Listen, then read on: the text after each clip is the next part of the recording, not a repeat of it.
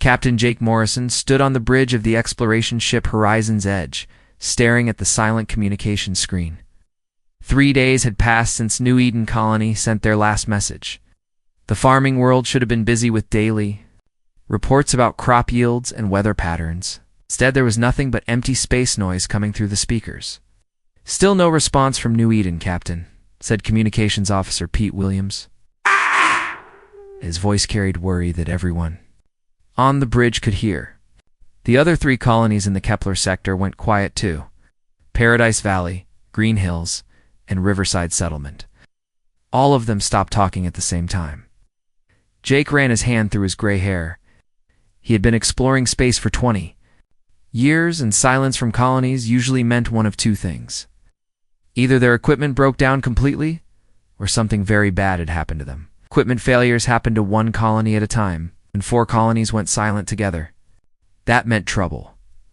"How long until we reach New Eden?" Jake asked his navigator. 6 hours, Captain replied, Lieutenant Carol Hayes. "But sir, shouldn't we contact Earth first? Let them know what we found." Jake shook his head. "We don't know what we found yet. Could be solar storm damage. Could be equipment failure. Number 4. Point in making Earth panic over nothing?" Dr. Lisa Grant looked up from her science station. She was the ship's expert on alien life, though she had never seen any real aliens before. Nobody had. Humans had been exploring space for 50 years and found plenty of empty planets, but no signs of intelligent life anywhere. "Captain, I'm reading something strange on the long-range sensors," Lisa said. "There are large objects in orbit around New Eden. They're not showing up as our ships or satellites." Jake walked over to her station. The sensor display showed New Eden as a small dot surrounded by several larger dots. The objects were huge, each one bigger than Earth's largest space. "Stations, could they be asteroids?" Jake asked. Lisa adjusted her controls and studied the readings more carefully. "No, sir. These objects are giving off energy signatures. They're artificial. Someone built them." The bridge went quiet. Everyone understood what this meant. After decades of searching, humans had finally found proof that other intelligent life existed in the galaxy. But if these aliens were at New Eden, where were all the colonists? Why had the settlement stopped communicating? "Red alert," Jake ordered. "All hands to battle stations. Weapons online, shields up." The Horizon's Edge was not a warship. It was built for exploration and research, with only basic weapons for protection against space debris and small asteroids. If these aliens were hostile, Jake's ship would not be able to fight them off. "Captain, we're receiving a transmission from New Eden," Pete said suddenly. "But it's not from the colony. It's coming from one of those large objects." "Put it on speakers," Jake ordered. Static filled the bridge, followed by a sound that made everyone's skin crawl. It was like the noise of 1,000 insects buzzing, mixed with the growl of a wild animal. The sound went on for several seconds, then stopped. "What was that?" asked Carol. Before anyone could answer, the alien transmission changed. Now it was playing recordings of human voices. Jake recognized the voices of New Eden's colonists, people he had met during supply runs. But something was wrong with the voices. They were saying things in a flat, emotionless tone that sounded nothing like the cheerful farmers Jake remembered.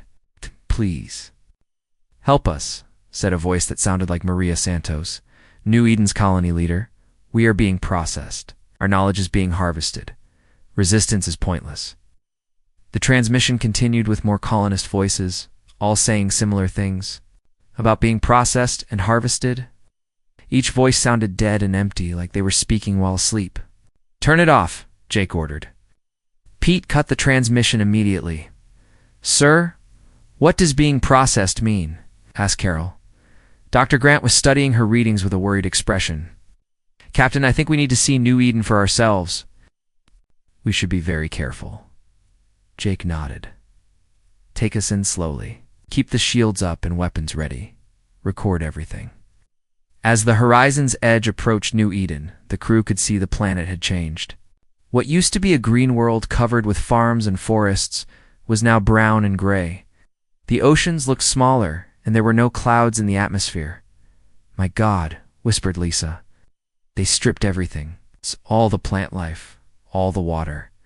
Everything that was alive. The large objects in orbit became clearer as they got closer. They were ships, but unlike any ships humans had ever built. These vessels looked like they were grown rather than constructed. Their hulls curved and twisted like living tissue, and they pulsed with organic light patterns. "Captain, one of the alien ships is moving toward us," reported Carol. Jake watched. As the alien vessel approached, it was 3 times larger than the horizon's edge, and its surface seemed to shift and change as it moved. Parts of the ship would become transparent, then solid again, like it was phasing in and out of reality. "They're scanning us," Lisa said. "But this isn't like any scanning technology I've seen before. It feels like they're trying to look inside our minds." Suddenly, the alien ship did something impossible. It passed directly through the horizon's edges, shields, and hull, materializing inside the cargo bay. Alarms started blaring throughout the ship. "How did they get through our shields?" Pete shouted over the alarm noise. "They didn't break through," Lisa said, her voice shaking. "They passed right through solid matter. The ship, the shields, everything. Like they weren't even there." Jake grabbed the ship's communication system. "All hands, we have been boarded. This is not a drill. Security teams to the cargo bay immediately." But even as he gave the order, Jake knew his security teams would not be enough. Whatever these aliens were, they had technology that humans could not understand or fight against. They could walk through walls and shields like they were made of air. The bridge lights flickered, and the ship's computer systems started shutting down one by one. Something was taking control of the horizon's edge from the inside. Jake could hear his crew members screaming over the communication system, but their voices were getting weaker and more distant. "Captain," Lisa said urgently, "I'm detecting the same energy signatures that were around the colonists' voices. I think they're doing something to our crew's minds." Jake realized they had perhaps minutes before whatever happened to New Eden's colonists happened to his crew. These aliens did not just kill their enemies, they did something much worse.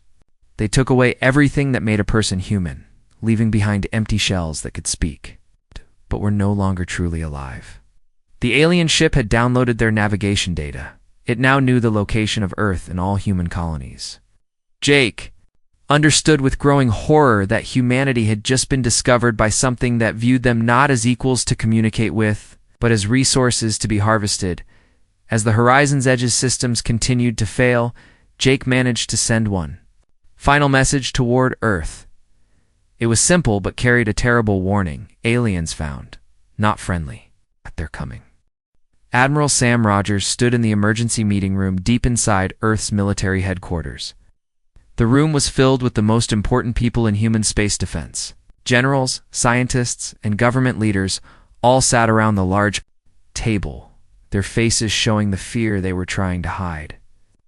"The message from Captain Morrison was clear," Sam said, looking at each person in the room. "We are facing an enemy unlike anything we have ever imagined. They can walk through our ships like ghosts, can steal the thoughts from people's minds, and they are coming here." Dr. Lisa Grant had escaped from the Horizon's Edge in a small rescue pod just before the alien ship completely took control. She sat at the table now, still shaking from what she had seen. Her report painted a picture of an enemy that seemed impossible to fight. "How much time do we have?" asked General Robert Stone, the head of Earth's army. "Based on the alien ship, movements we detected, maybe 6 months," Lisa answered. "But that's if they come directly here. They might stop at other colonies first." 6 months to prepare for war against something that can walk through walls," said Admiral Rogers. "We need to think differently about this fight. Everything we know about warfare might be useless." Lieutenant Commander Amy Torres raised her hand. She was young for her rank, but she had earned her position by being the best tactical officer in the fleet. "Sir, I request permission to take a team back to the outer colonies. We need to study these aliens more closely. Learn how their technology works." "That's a suicide mission, Torres," General Stone said. "You saw what happened to Morrison's crew?" "Maybe," Amy replied. "But if we're going to fight these things, we need to understand them. Right now, we're blind. We don't know their weaknesses or how their weapons work. We can't win a war against an enemy we don't understand. Sam thought about this for a moment. Amy was right, but sending people back to the alien-controlled colonies was like sending them to their deaths. Still, they needed information if they had any hope of survival. "I'll give you 3 fast ships and 50 volunteers," Sam said finally. "But your mission is to observe and gather data, not to fight. If you see those alien ships, you run. Is that clear?" "Yes, sir," Amy said, while Amy prepared for her dangerous mission. Colonel Danny Price was working on a different problem. Earth's factories were designed to build civilian goods like cars, computers, and furniture. They were not equipped to build weapons for a war against alien invaders.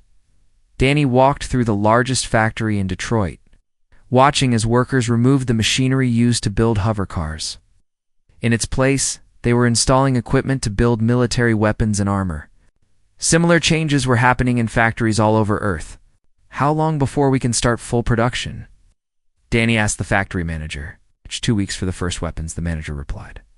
"But sir, we don't even know what kind of weapons will work against these aliens. Dr. Grant says they can become like ghosts." "How do you shoot a ghost?" Danny had been thinking about the same problem. Traditional bullets and energy weapons might pass right through the aliens when they used their phasing ability. And every technology had limits and weaknesses. The key was finding what those weaknesses were. "We'll build everything," Danny said.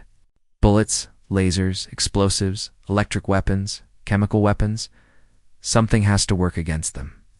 Meanwhile, Captain Beth Coleman was studying every piece of information about the aliens that Amy's team had gathered. Beth had spent 10 years studying military history, and she noticed something important about the alien attacks. "They're too perfect," Beth said to her assistant, Major Kevin Brooks. "Look at how they attacked the colonies. They came in, processed everyone, stripped the planets bare, and left. No resistance, no complications. It was like they were following a script." "What do you mean?" Kevin asked. "I mean, they've done this exact same thing thousands of times before," Beth explained. "They have a system that works, and they never change. Every species they've conquered probably fought the same way. Big ships, direct attacks, trying to overpower the aliens with force." Beth pulled up historical records of human wars on her computer screen. "But humans have never fought that way. We use tricks, traps, and surprise attacks.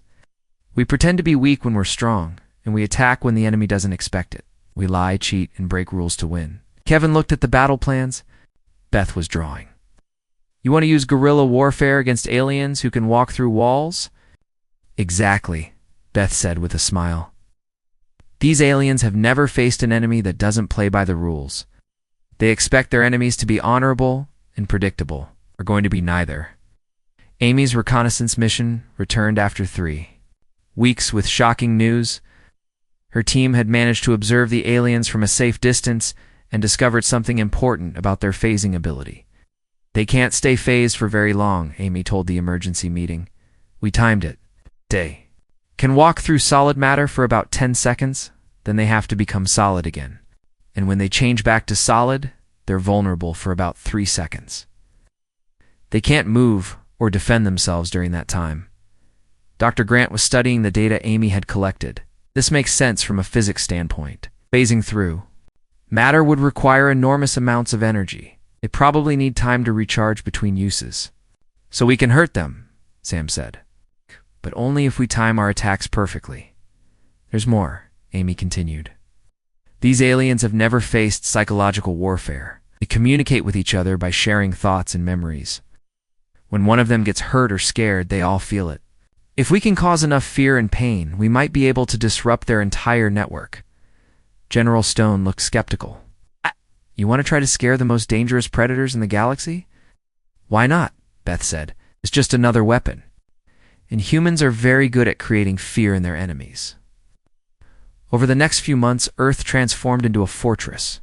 But it was not the kind of fortress the aliens would expect. Instead of building huge defensive walls and weapons platforms, humans were building thousands of small, hidden bases. They were digging tunnels under every major city and creating secret supply depots in remote locations. Colonel Price's factories were producing new types of weapons based on what Amy's team had learned. Phase-lock devices that could force the aliens to become solid. Sonic weapons that would cause pain to creatures with sensitive hearing.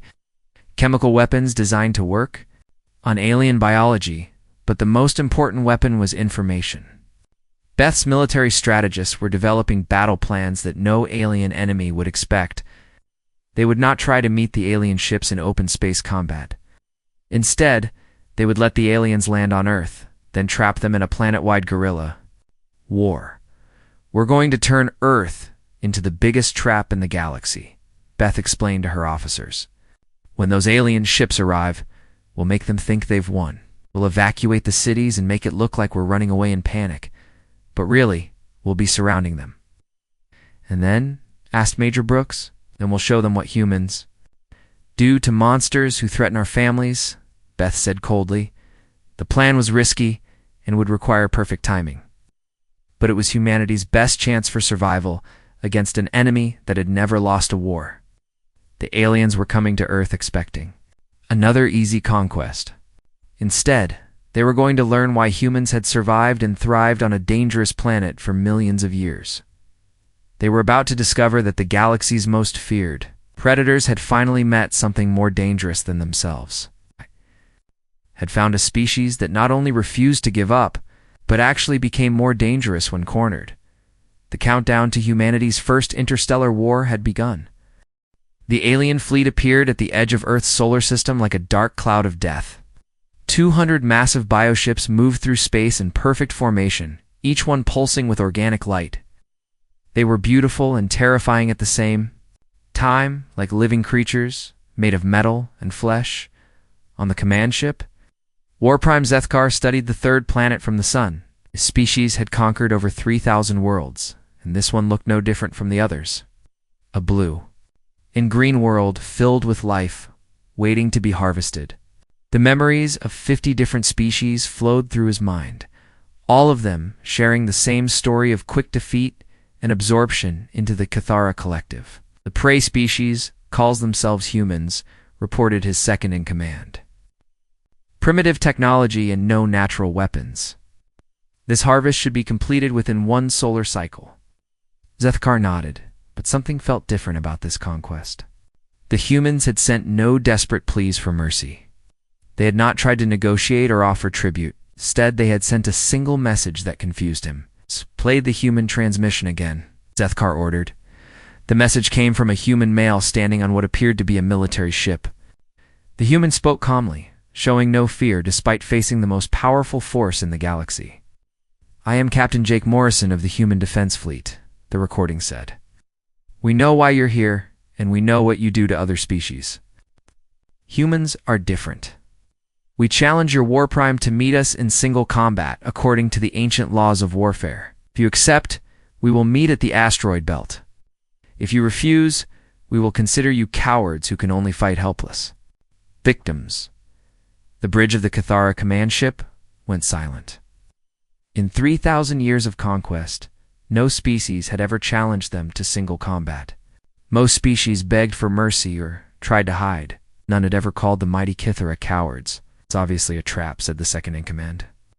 "We should ignore their pathetic challenge and begin the harvest." But Zethkar was intrigued. He had absorbed the memories of countless warriors from different species, and they all respected courage in battle. This human was either very brave or very stupid. Either way, Zethkar wanted to meet him face to face before consuming his memories. "Prepare a diplomatic vessel," Zethkar ordered. "I will meet with this human. Let's surround the meeting point. With our finest warriors, if this is a trap, we will turn it into a massacre." 3 days later, Captain Jake Morrison stood on a small asteroid in the belt between Mars and Jupiter. His ship, the Terra's Wrath, was anchored nearby, along with several smaller vessels that appeared to be diplomatic escorts.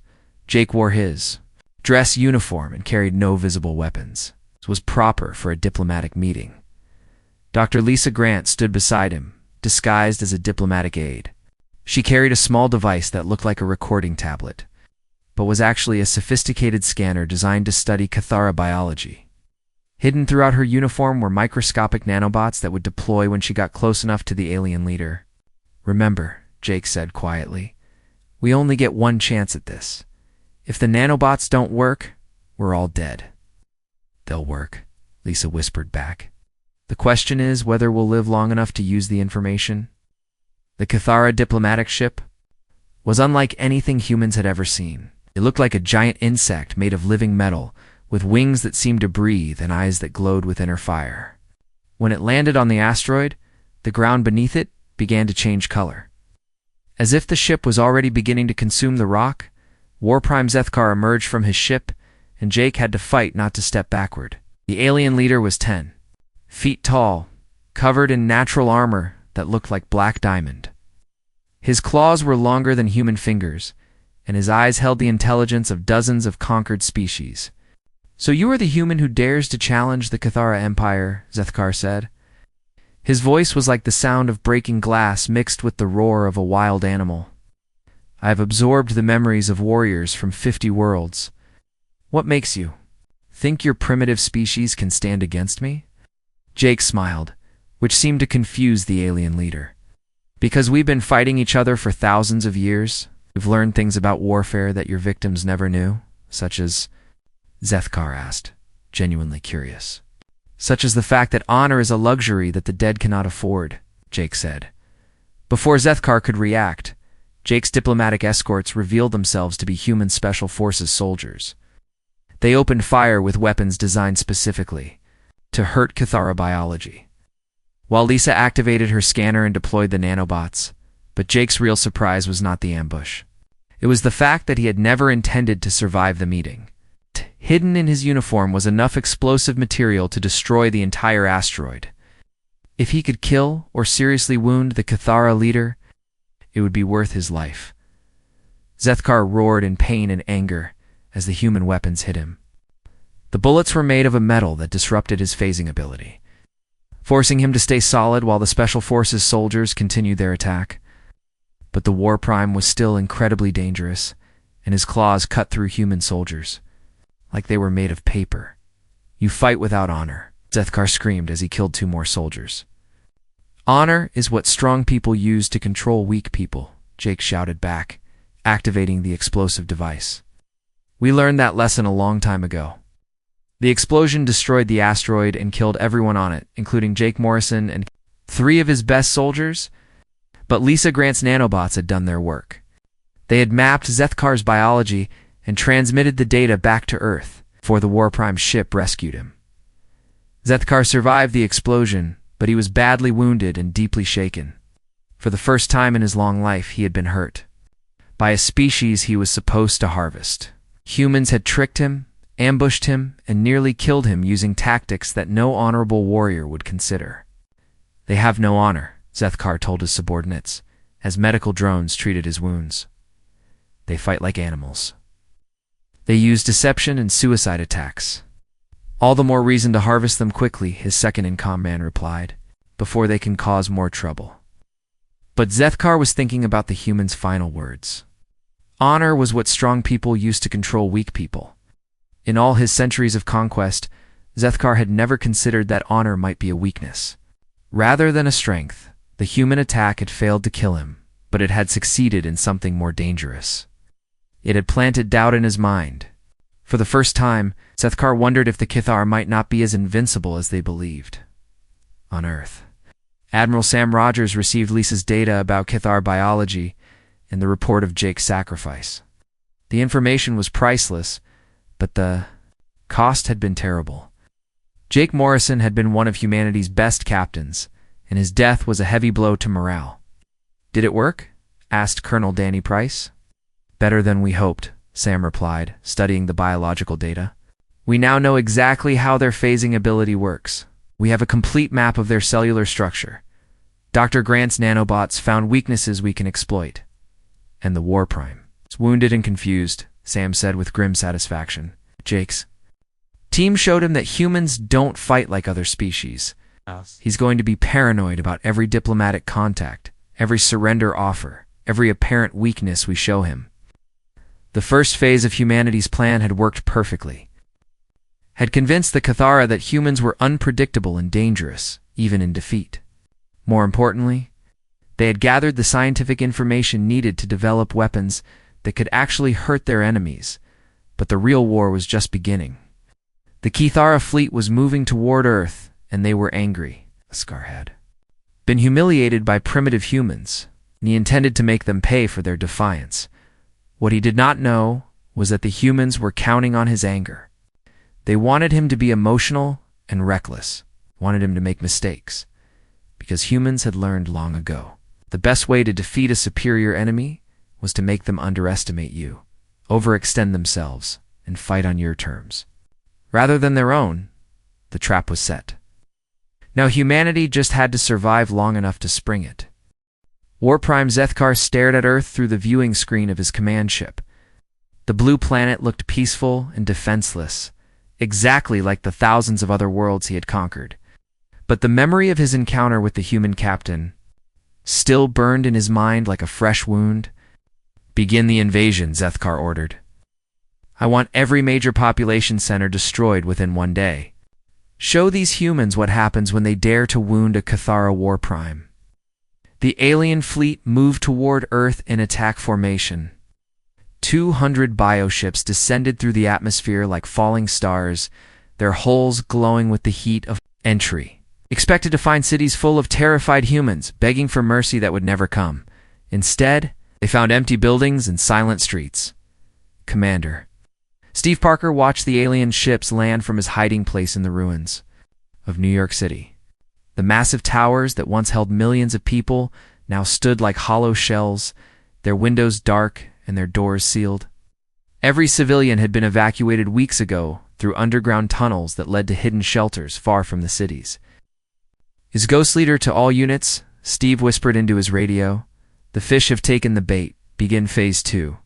Throughout the abandoned city, human soldiers emerged from their hiding places. They were not wearing the bright uniforms of regular armies. Instead, they dressed like ordinary civilians, carrying weapons hidden in backpacks and shopping bags. To the aliens, they would look like desperate refugees trying to escape the invasion. The first Kithara warriors to enter the city were scouts. They moved through the empty streets like living nightmares, their claws clicking on the pavement as they searched for human life to harvest. They found it in the form of a small group of humans, huddled in what appeared to be a damaged subway station. The humans looked terrified and helpless, clutching small bags of belongings as they tried to hide from the alien invaders. "Please don't hurt us," begged one of the humans, a woman who appeared to be holding a small child. "We're just trying to find somewhere safe." The Kithara scouts moved closer, their feeding tentacles extending from their mouths. This was always the best part of any conquest, the moment when the prey realized they had nowhere left to run. The explosion that followed could be heard for miles. The helpless refugees were actually human. Special Forces soldiers carrying enough explosives to level a city block. The woman with the child was Sergeant Linda Martinez, a demolitions expert who had volunteered for what everyone knew was a suicide mission. Similar explosions echoed throughout the city as more Kithara scouts fell into the same trap. Every group of helpless civilians was actually a team of soldiers prepared to die in order, to kill as many aliens as possible. But the explosions were only the beginning of humanity's plan. Dr. Nancy White sat in a hidden laboratory deep beneath the Rocky Mountains, watching her screens as the battle for Earth began. The nanobots that Dr. Grant had deployed during the diplomatic meeting were finally ready to be put to use. "Are the sonic weapons ready?" Nancy asked her assistant. Positioned and loaded with the new frequency, the assistant replied, "Based on the biological data from the nanobots, this should cause extreme pain to Kithara nervous systems." Nancy activated the weapons with a simple button press. Throughout every major city on Earth, hidden speakers began broadcasting a sound that human ears could not hear. But to the Kithara, it was like being stabbed with thousands of needles at the same time. The alien warriors stumbled and screamed, clutching their heads as the sonic assault overwhelmed their senses. For creatures that had never experienced real pain in battle, the agony was unbearable. But Nancy's real weapon was not the sonic attack. It was the psychological warfare that came with it. "Begin the broadcast," Nancy ordered. Every communication device on every Cathara ship suddenly came alive with human voices. But these were not the usual pleas for mercy that the aliens expected to hear.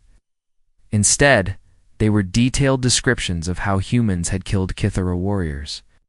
"Attention, alien. Scum," said one voice in perfect Cathara language. "This is how we killed your scout team in Sector 7. First, we cut off their feeding tentacles with heated blades. Then we used acid to dissolve their armor plating.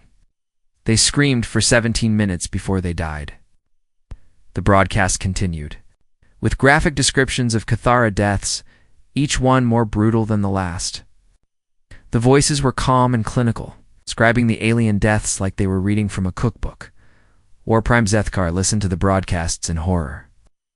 No species had ever spoken to the Cathara this way. No conquered people had ever described killing his warriors with such casual cruelty. "Turn off those transmissions," he ordered. "We cannot, Warprime," his communications officer replied. "They are broadcasting on all frequencies simultaneously. The humans have somehow learned our communication protocols." The psychological attack was working better than the humans had hoped. The Cathara shared their thoughts and emotions through their collective network. When one warrior heard the brutal descriptions of his comrades' deaths, he shared that fear with every other Cathara in the fleet. For the first time in their species' history, the Cathara were afraid. Commander Steve Parker led his team through the sewers beneath Manhattan, hunting for alien stragglers. The sonic weapons had driven most of the Cathara warriors out of the cities, but some were still trying to complete their mission. "Contact ahead," whispered Private Tony Garcia, pointing down a dark tunnel. "3 aliens, moving toward the surface." Steve smiled coldly. His team was armed with the new phase-lock weapons that forced aliens to become solid, making them vulnerable. 2 conventional attacks. More importantly, they were carrying something that would hurt the aliens psychologically as well as physically. "Remember," Steve told his soldiers, "we want them to suffer. We want them to be afraid. Fear is contagious among these things." The ambush was swift and brutal. Humans used their phase-lock weapons to trap the aliens in solid form, then attacked, with weapons designed to cause maximum pain rather than quick death. They recorded everything, broadcasting the aliens' screams back to the Cathara fleet. But the most effective weapon was the way the humans fought. They showed no mercy, no honor, and no hesitation. They fought like animals defending their territory. Using every dirty trick they had learned in thousands of years of human warfare, the Cathara had expected to face an enemy that would fight according to the rules of civilized warfare. Instead, they found themselves battling creatures that seemed to enjoy causing pain and fear.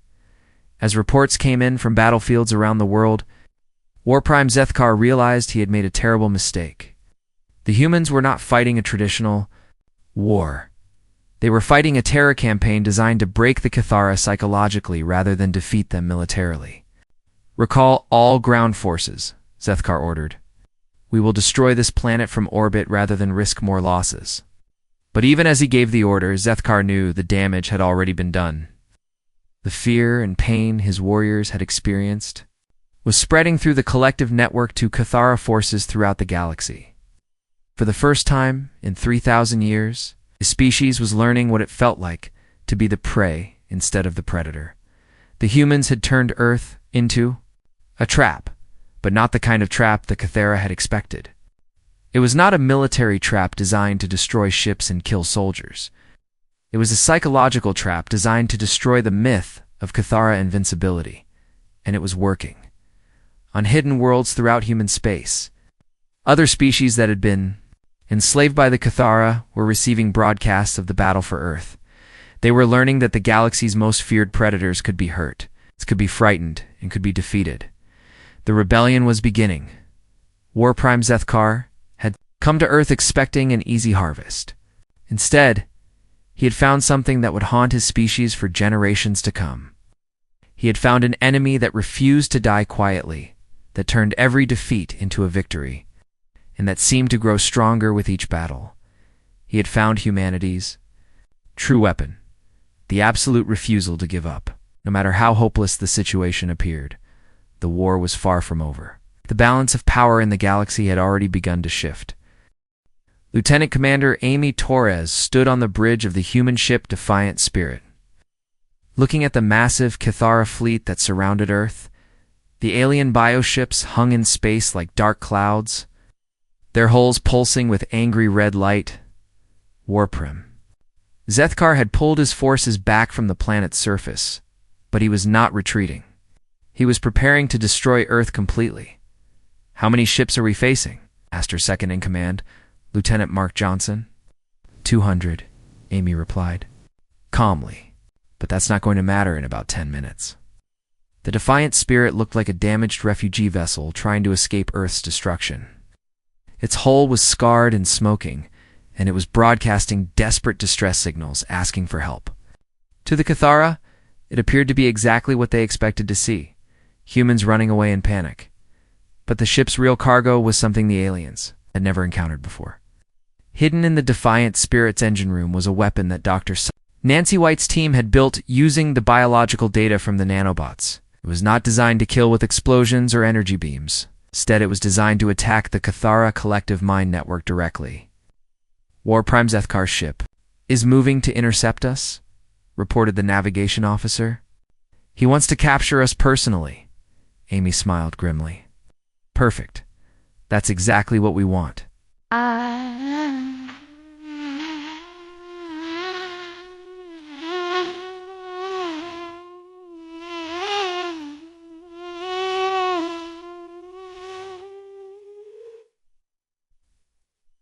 On the Cathara command ship, Warprime Zethkar watched the human vessel try to escape.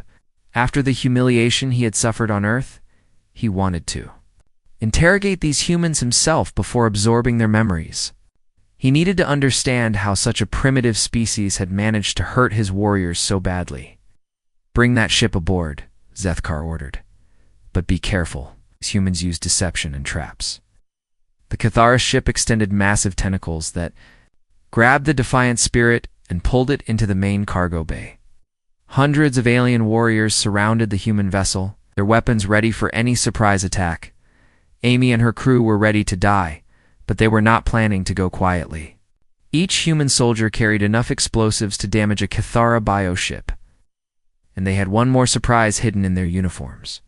When the alien warriors boarded the Defiant Spirit, they found the humans waiting for them in the main corridor. Amy stood in front, her hands raised in apparent surrender. "We give up," Amy said in the Cathara language. "Please don't hurt us. Just want to live." The aliens moved closer, their feeding tentacles extending. They had heard these same words from thousands of other species over the centuries. It was always the same pathetic plea for mercy that would never come. "Your species has caused us great pain," said the lead Cathara warrior, "but your suffering will make excellent additions to our collective memory." "Actually," Amy said, dropping her hands, "I think you're the ones who are going to suffer." The explosion that followed was not just physical, it was also psychic. Dr. White's weapon activated at the same moment as Amy's explosives, sending a concentrated burst of human rage and defiance directly into the Cathara collective mind network. Every Cathara in the galaxy suddenly experienced something their species had never felt before. They felt what it was like to be human. They felt the desperate love that humans had for their families. They felt the burning anger that came from seeing innocents hurt by bullies. Most importantly, they felt the absolute refusal to give up. That had kept humanity alive through millions of years of struggle. The effect was devastating. Cathara warriors throughout the galaxy suddenly understood what their victims had experienced during 3,000 years of conquest. They felt the pain, the fear, and the hopeless despair of every species they had destroyed. But they also felt something else. They felt what it was like to fight back against impossible odds and win. Warprime Zethkar screamed as the psychic wave hit him. His mind, which contained the absorbed memories of 50 different species, was suddenly flooded with human emotions that he could not understand or control. The careful discipline that had made him the greatest Cathara warrior in history crumbled under the assault of pure human stubbornness. "Retreat," he ordered, his voice breaking with panic. All ships retreat immediately, but the damage was already done. The fear that had been building in the Cathara collective mind since the first battle on Earth had finally reached a breaking point. For the first time in their species' history, the Cathara were running away from a fight. Admiral Sam Rogers watched from Earth's command center as the alien fleet fled the solar system.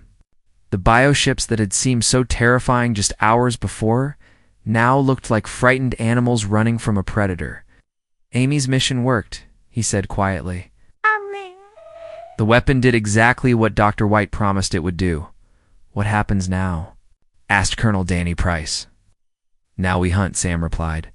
The war did not end with the Cathara retreat from Earth. Instead, it spread throughout the galaxy as humanity began the greatest military campaign in their history. But this was not a campaign of conquest like the Cathara had waged. It was a campaign of liberation.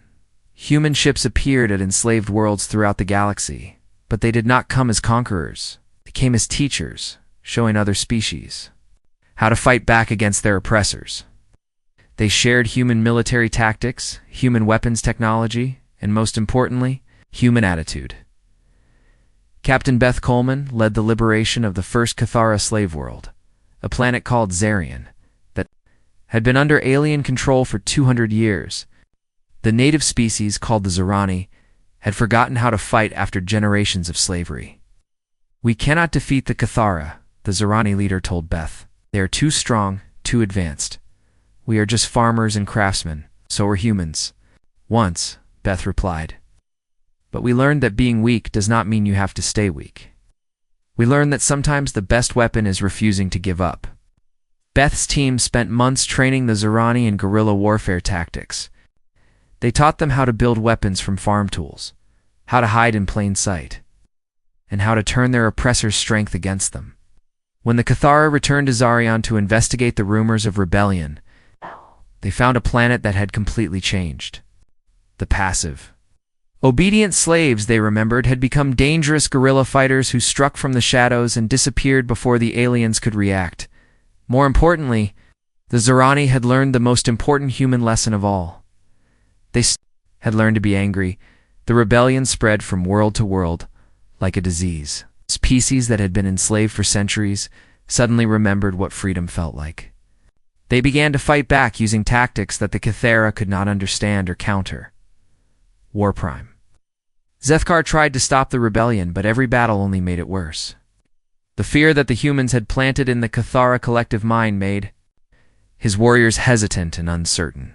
They had learned to doubt their own invincibility, and doubt was a fatal weakness for a species that had ruled through absolute confidence. The final battle took place in the Cathara home system, where Zethkar made his last stand with the remaining ships of his once mighty fleet. But the force that faced him was not just human ships. It was a coalition of dozens of different species, all of them united by their hatred of the Cathara and their determination to end 3,000 years of tyranny. Admiral Jake Morrison would survive his suicide mission and become the leader of the Galactic Liberation Fleet, broadcast a final message to the Cathara forces. "You have two choices," Jake said. "Surrender now and face justice for your crimes, or fight and be destroyed.